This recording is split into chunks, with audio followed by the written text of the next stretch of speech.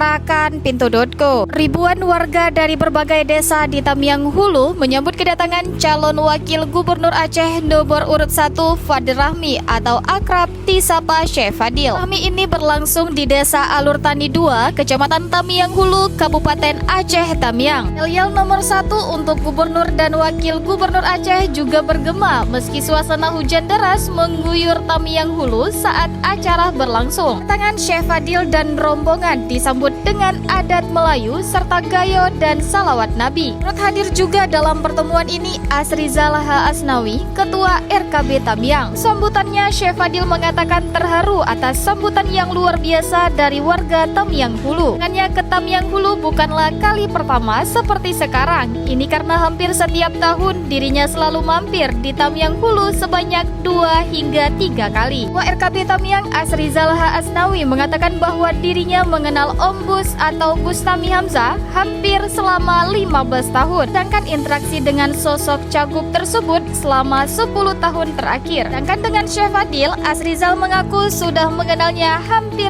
30 tahun. Asrizal juga mengajak masyarakat di Tamiang Hulu untuk memberitahu tentang kedua sosok tersebut ke tetangga di desa masing-masing.